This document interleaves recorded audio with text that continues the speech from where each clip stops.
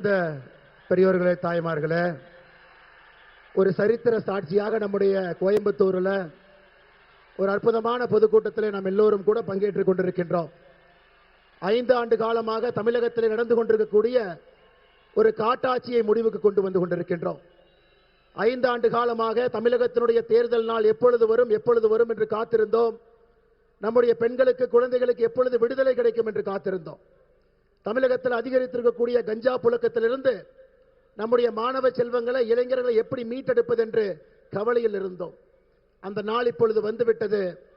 உலகத்தினுடைய நண்பனாக, விஸ்வ பந்துவாக, உலகத்தினுடைய நண்பனாக இருக்கக்கூடிய, ஒப்பற்ற பார் போற்றக்கூடிய பாரதத்தினுடைய பிரதமர் ஐயா நரேந்திர மோடி அவர்கள் இன்று நம்மோடு இருக்கின்றார்கள். கோயம்புத்தூர் இன்று நமக்கு ஒரு உற்சாகம் கொடுத்து, உத்வேகத்தை கொடுத்து, அடுத்த 3 நாட்களும் கூட கண் துஞ்சாமல் பணி செய்து தமிழகத்தில் திராவிட முன்னேற்ற கழகத்தினுடைய ஆட்சியை வேரோடு மண்ணோடு பிடுங்கி எறிந்து மே 4க்கு பிறகு இன்று நம்முடைய எதிர்க்கட்சி தலைவராக இருக்கக்கூடிய அருமை அண்ணன் எடப்பாடி பழனிசாமி அவர்கள் மே 4க்கு பிறகு தமிழகத்தினுடைய முதலமைச்சராக அந்த நாற்காலில் வந்து அமர்ந்து நாம் எதிர்பார்க்கக்கூடிய ஒரு நல்லாட்சியை தமிழக மக்களுக்கு அளித்து அடுத்த 5 ஆண்டு காலம் மக்களுடைய நலமும் வளமும் பெருகட்டும் என்று எல்லோரும் அந்த நாளுக்காக காத்துக் கொண்டிருக்கின்றோம். அருமை சொந்தங்களே, மேடையில் நம்மோடு மத்திய இணையமைச்சர், அவிநாசி தொகுதியினுடைய சட்டமன்றத்தினுடைய வெற்றி வேட்பாளராக இருக்கக்கூடிய அருமை ஐயா டாக்டர் எல் முருகன் அவர்கள் இருக்கின்றார்கள். நம்மை எல்லாம் வழிநடத்தி கொண்டிருக்கக்கூடிய பாரதிய ஜனதா கட்சியினுடைய மாநில தலைவராக சாத்தூர் சட்டமன்ற தொகுதியினுடைய வெற்றி வேட்பாளர் அருமை என்ன நயினார் நாகேந்திரன் அவர்கள் நம்மோடு இருக்கின்றார். இந்த கொங்கு பகுதியில் 23 தொகுதிகளுக்கும் கூட ஒரு தளபதியாக, கொங்குல எப்பொழுதும் கூட திராவிட முன்னேற்ற கழகத்துக்கு வேலை இல்லை என்று பறைசாற்றிக் கொண்டிருக்கக்கூடிய தொண்டாமுத்தூர் தொகுதியினுடைய வெற்றி வேட்பாளர் அருமை அண்ணன் எஸ்பி வேலுமணி அவர்கள் நம்மோடு இருக்கின்றார். பாரதிய ஜனதா கட்சியினுடைய தேசிய மகளிர் அணியினுடைய தலைவி, உங்களுடைய முழு அன்பையும் பெற்றிருக்கக்கூடியவர், கோயம்புத்தூர் வடக்கு தொகுதியினுடைய பாரதிய ஜனதா கட்சியினுடைய வெற்றி வேட்பாளர் அருமை அக்கா வானதி ஸ்ரீனிவாசன் அவர்கள் நம்மோடு இருக்கின்றார்.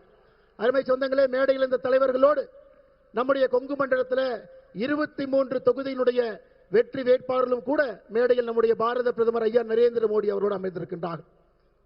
மதுராந்தகத்தில் ஆரம்பித்தோம், கட்சிகளாக இருந்தோம், கூட்டணி அமைத்தோம், மதுரைக்கு வந்தோம், ஒன்றாக இணைந்தோம், திருச்சிக்கு சென்றோம், மக்களுக்கு நாம் என்னவென்று சொன்னோம், நாகர்கோவில்ல நம்முடைய வலிமையை காட்டினோம், கோயம்புத்தூரில் வெற்றிக்கான பறைசாற்றலை செய்து கொண்டிருக்கின்றோம். அருமை சொந்தங்களே, பாரத பிரதமர் ஐயா நரேந்திர மோடி அவர்கள் மதுராந்தகத்தில் ஆரம்பித்து நம்மோடு தேர்தல் காலம் முழுவதும் நம்மோடு மதுராந்தகத்திலிருந்து கோயம்புத்தூர் வரை நம்முடைய கையை பிடித்து வழிநடத்தி இங்கே கொண்டு வந்து விட்டிருக்கின்றார்கள். நம் எல்லோருக்கும் தெரியும், ஏப்ரல் 23ஆம் தேதி தமிழகத்தினுடைய அரசியல் களத்தில் ஒரு மிக மிக முக்கியமான தேர்தல் என்பது நமக்கு தெரியும்.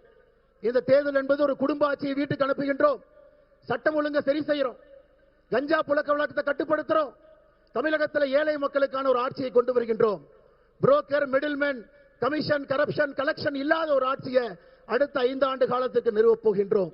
குழந்தைகள், பெண்களை மையப்படுத்தி அவர்களுக்கு முக்கியத்துவம் கொடுத்த ஒரு ஆட்சியை மே 4 தமிழகத்தில் பார்க்க போகின்றோம். இதெல்லாம் நடக்க வேண்டும் என்றால் தமிழகத்தில் நாம் எல்லோரும் தெளிவாக இருக்க வேண்டும். ஒரு வாக்கையும் கூட திராவிட முன்னேற்ற கழகத்திற்கோ காங்கிரஸ் கட்சிக்கோ ஒரு வாக்கை கூட ஒரு தமிழன் தமிழகத்திலே நாம் அளிக்கக்கூடாது என்பதிலே நாம் உறுதியாக இருக்க வேண்டும். அருமை சொந்தங்களே, அதே நேரத்தில் உங்களுக்கு தெரியும், 2009ஆம் ஆண்டு நவம்பர் மாதத்தில் குஜராத் மாநிலத்தில் உள்ளாட்சி தேர்தலில் பெண்களுக்கு 50% இடஒதுக்கீடு கொண்டு வந்தது யார்? 2009 குஜராத்தில் உள்ளாட்சி தேர்தலில் பெண்களுக்கு 50% இடஒதுக்கீடு கொடுத்தது இந்தியாவுடைய முன்னோடியாக அன்று குஜராத்தினுடைய முதலமைச்சராக இருந்த பாரத பிரதமர் நரேந்திர மோடி அவர்கள்.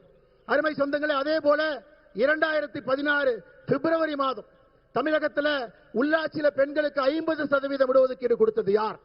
அன்று தமிழகத்தினுடைய முதலமைச்சராக இருந்த புரட்சி தலைவி அம்மா ஜெயலலிதா அவர்கள். இருவரும் பெண்களுக்காக எப்பொழுதும் தன்னுடைய ஆட்சியில அவர்களை மையப்படுத்தி ஆட்சி நடத்தியிருக்கின்றார்கள்.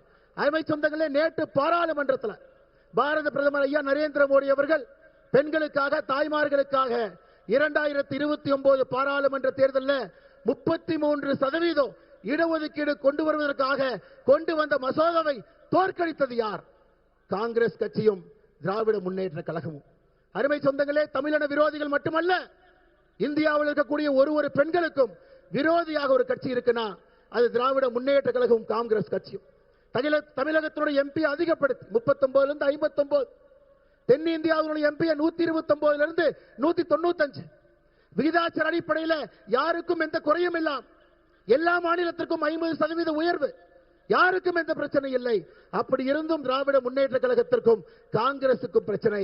இந்த சரித்திர மசோதாவை தோற்கடித்திருக்கின்றார்கள். அருமை சொந்தங்களே, நான் உங்களிடம் வைக்கக்கூடிய வேண்டுகோள், மேலே இருக்கக்கூடிய தலைவர்கள் சார்பாக, பெண்களுடைய குரல் பாராளுமன்றத்திலே ஒலிக்கக்கூடாது, சட்டமன்றத்திலே ஒலிக்கக்கூடாது என்று அந்த மசோதாவை தோற்கடித்த காங்கிரஸ் கட்சிக்கும் திராவிட முன்னேற்ற கழகத்துக்கும் தமிழகத்தில் ஒரு சகோதரி தாய்மார் உங்க வாக்கை நீங்கள் கொடுக்க கூடாது என்று உங்களுடைய பாதத்தை தொட்டு நான் அன்போடு கேட்டுக்கொள்கின்றேன். ஏப்ரல் 23ஆம் தேதி உங்களுடைய குரலை நசுக்க முயற்சித்த 2 கட்சிகளுக்கும் நீங்கள் ஒரு வாக்கை கூட அளிக்க கூடாது.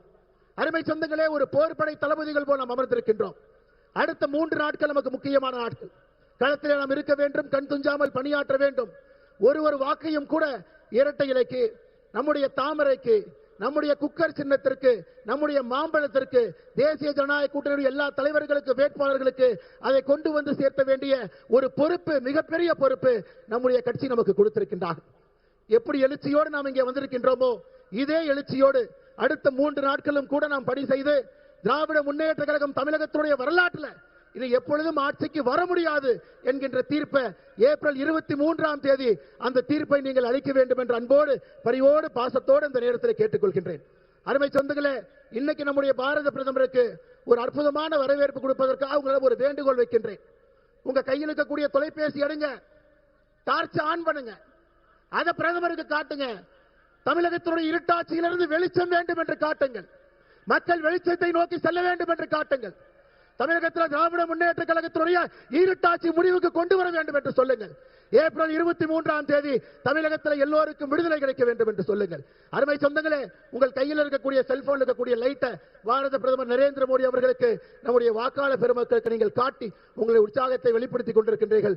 அதற்காக நன்றி தெரிவித்து மேடையில் இருக்கக்கூடிய எல்லா நம்முடைய அன்பு சொந்தங்களும் 23 வெற்றி வேட்பாளரும் சட்டமன்றத்தில் வெற்றி பெற்று 23 குரல்கள் தேசிய ஜனநாயக கூட்டணி சார்பாக ஒலிக்க வேண்டும் என்று எல்லா வல்ல இறைவனை நான் கும்பிடக்கூடிய சிவனை வேண்டிக் கொள்கின்றேன். நாம் எல்லோரும் சேர்ந்து அதை சாத்தியப்படுத்துவோம். பாரத் மாதா கி, பாரத் மாதா கி, பாரத் மாதா கி.